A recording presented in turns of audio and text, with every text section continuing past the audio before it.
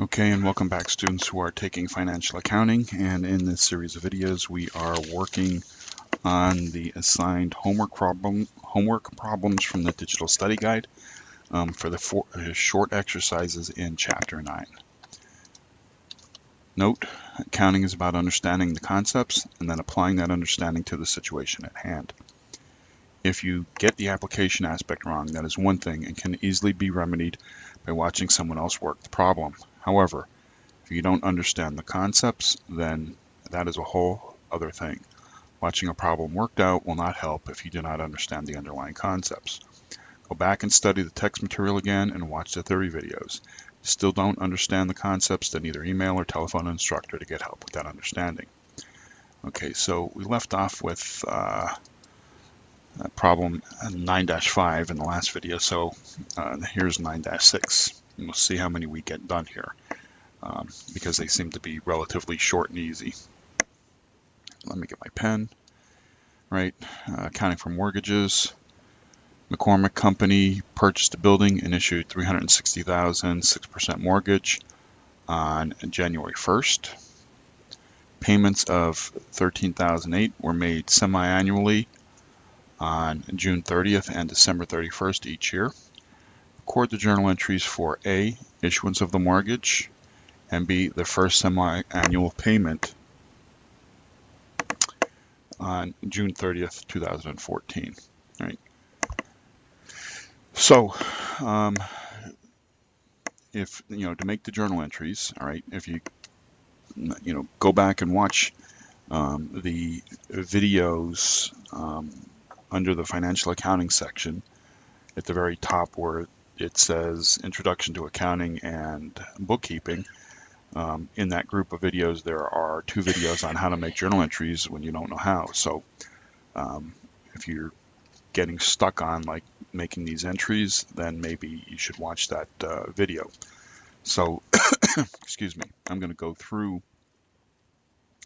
the mental process of making that journal entry. I mean, me personally, from doing accounting for 20 some odd years, I just read this and the entry just popped into my head, okay, because I've done it so many times, but I was able to distill this process. So the first question I ask myself is, am I affecting cash? All right, so McCormick purchased a building and issued a $360,000 6% mortgage on January 14th. So that's the first transaction, okay? And then payments of $13,008 are made semi-annually on June 30th and December 31st. Those are separate transactions. So in this first transaction, when I'm purchasing a building, I'm issuing a $360,000 mortgage. Am I affecting cash? No. If I'm not affecting cash, then I ask myself the second question, am I affecting accounts receivable or accounts payable? And the answer to that is also no. Then the third thing is go with what you know, all right? What do you know? Right? In this case here, I'm purchasing a building. Well, if I'm purchasing the building, so this is my entry. If I'm purchasing a building, all right, and I know building is an asset, and I increase my assets on the debit side, that means I'm going to debit building for $360,000. And since debits have to equal credits, okay, I'm going to credit something else. Well, what? Well, I'm issuing a $360,000 mortgage. So a mortgage, if that's something I owe, all right, so that's a liability, and under the liability section, you would put something like mortgage payable, and you would credit that for $360,000, and so that's your first entry. Now it says here, record the journal entries for the issuance of the mortgage, which is what we just did, and B, the first semi-annual payment on June 30th. So it's June 30th, 2014. Okay. And the payments are $13,008. Well, if I go through this process again, am I affecting cash? Well, in this case here, yes, I am affecting cash, right? Cash is going out, so I'm going to credit my cash for $13,008. Okay. Now the question becomes, if that's the cash going out and it's against the mortgage, well, I'm going to have a principal and interest amount that'll equal the 13,008. Okay, so I'm going to have two debits, right? Because debits have to equal credits, right? So I'm going to have an amount for principal and I'm going to have an amount for interest. So I have all of this information. I have 360,000 and at 6% interest. All right, that's each year. Okay. So over the course of the year, 360,000 times 6% is I'm going to pay $21,600 for the entire year. Okay, but the payments are made semi-annually, so I divide that by 2, and that gives me $10,800 as my interest payment for that I'm going to make for each payment every June and every December. So I will debit interest expense for $10,800, and now here's the easy part. Okay, I know that the principal is going against the mortgage payable here. Okay, the principal is going against the mortgage payable, so I'm going to debit mortgage payable, and the amount that I'm going to debit will be the difference between the 13,000, my payment of $13,008, and the amount of the interest, which is $2,208. So that's going to be my amount for the mortgage payable. Notice what I did. I backed into the mortgage payable. Okay, I didn't go and try to calculate my mortgage payable. I mean, is it possible to do that? Yes, but that's, you don't want to do that because there's just way too much involved, and you end up at the same number. It's easier to just calculate your interest expense and then back into the last portion of that journal entry, as long as you're getting the correct ledger account. Now, you saw me do the math here for how to calculate the interest. Okay, remember, we could have done it in the fashion of taking the $360,000 mortgage times 6% times 6 months, right? Because it's semi-annual, 6 over 12, and we would have done the math that way and still ended up with $10,800. Okay, you should be familiar with that already. That was covered in Math for Business and Finance, and also earlier in the textbook of financial accounting. So you should already have known how to do this interest calculation. If you haven't, then go back and watch the videos pertaining to that. Okay, excuse me. So that's it for this particular exercise. If you don't understand it, pause the video, go back and watch it again. If you don't understand some of the underlying concepts, go back to those theory videos and watch those again. But if you still don't get it, then feel free to telephone and speak with an instructor. Okay? All right. Oh, excuse me. I better take a drink here before I go on. All right. Okay. 9.7, bond terms. All right. Match the following terms with a correct definition. So here's my terms, and these are my definitions. All right. So bonds that all mature at the same time. Okay, so if they all mature at the same time, Those are term bonds, E. Interest rate investors are expecting to receive for similar bonds of equal risk. Okay, that would be the market interest rate. Okay. Why? Because it's the interest rate at the market, whatever the market is paying. Doesn't matter, if you have a choice of bonds,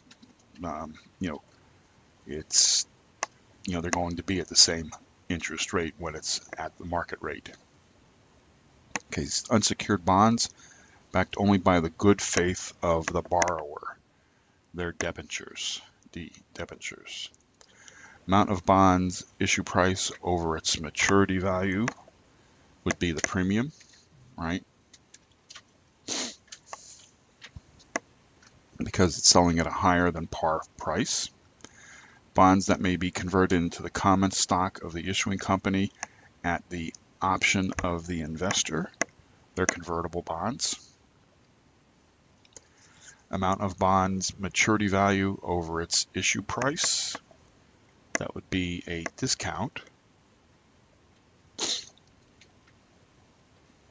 Okay, so that means the price of the bond actually went down, so it's trading at below par, so that's a discount. Interest rate that determines the amount of the cash interest the borrower pays and the investor receives. Okay, that's the stated interest rate. That's, when you're buying that bond, that's that $360,000 at 6%. That's the stated rate. The market interest rate could be if the rate in the market, goes up to 7%. Okay, that's a market rate. That's not the stated rate. Okay, so 8, bonds in the same bond issuance that mature at different times. So they're serial bonds, right? And bonds that the issuer may call or pay off at the specified price before maturity, they're callable bonds, C. Okay, so in doing this short exercise, realize that a lot of these terms, like I didn't talk about convertible bonds when I was doing the theory aspect of it. I didn't talk about callable bonds, debentures, term, serial, right? Those things, you pick up from reading the textbook, okay? So go back and read the textbook and make sure that you get that information because you're going to need it, all right? I talked about the way bonds work, but I didn't talk about the various bonds because, as you can see, there's more than one type, and I wasn't going to go over all of them, okay? They all work the same way, but they're used for different purposes. And to understand and know what those bonds are, learn that from the textbook. Okay, 9-8, excuse me. Determine whether the following bonds payable will be issued at par, at premium, or at discount. Okay, the market interest rate is 5%. Wilson issues bonds payable with the stated rate of 6.5%. So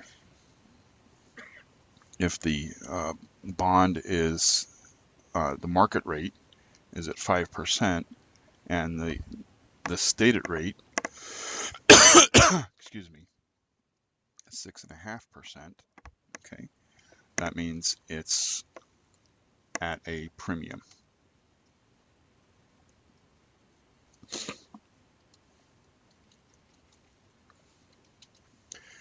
Apex issued 6.5% bonds payable when the market rate was 7.25. Okay, so if the market rate is 7.25 and they're issuing it at 6.5, that's below, so that's a discount. Okay, so Huntwood Corporation issued 9% bonds when the market interest rate was 9%. So the market is at 9 and they're issuing them at 9. So that's at parity, that's at par. And Billings issued bonds payable that pay cash interest at the stated rate of 5%. At the date of issuance, the market rate was 6.25. So the rate is down, and so when they're issuing it when it's down, that is at a discount. Okay. Right, so that's it for that exercise. And let's go to 9.9 and do that one and be the last one for this video. Allison Supply is planning to issue long-term bond payable to borrow for a major expansion. For each of the following questions, identify whether the bond price involves a discount, premium, or par. Right? So the stated interest rate on the bonds is 6%, and the market rate is at 7%. What type of price can Allison Supply expect for the bonds? Okay, so that is a discount, right? Because the market rate is at 7 and the stated rate is at 6. That's a discount. You're getting them at 6 when the price is at 7.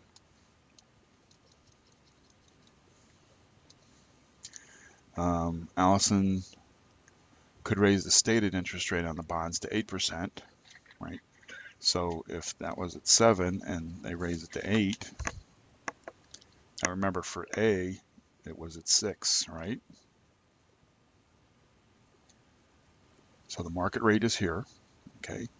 And in A, you're getting them at 6, so you're getting them at a discount.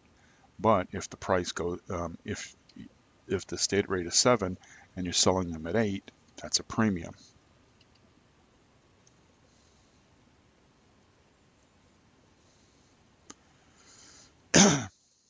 At what type of bond price will Allison have total interest expense equal to the cash interest payments? Well, we're talking about total interest expense and equal to the cash interest payments. So if I have a bond, remember, and I'm paying, remember on a bond, there's the coupons, right? And each coupon is the semi-annual payment, right? Of the, and as an example, semi-annual is the payment of the interest. Okay, so that's a cash. You're going to receive the cash for that, and that's at a specific rate.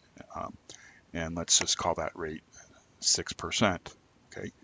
Well, if I have the total interest expense equal to the cash, meaning how do I,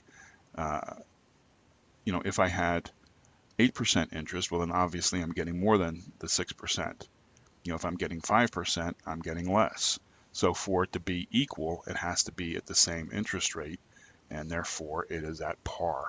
Okay.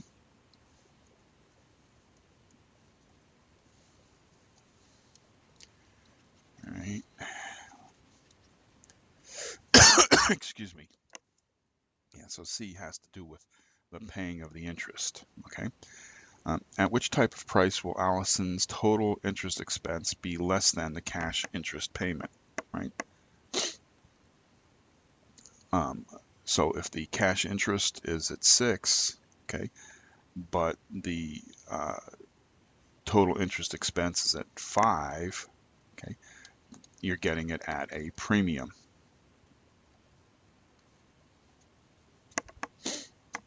And then D, it was just the opposite, right? If you're getting it at 7, all right, and the interest rate is, you're getting it at 6, I mean, you're getting more interest than what's stated on the, if the interest rate is, okay, let me rephrase that, right? If the total interest expense is greater, right, than what's on the cash interest payment, then you're getting that bond at a discount, right? Because the interest expense is greater, right? Meaning, if the coupon says 6, but you should be getting 7, you're getting it for less than what it should be, and therefore it's at a discount. Okay, so that's it. I'm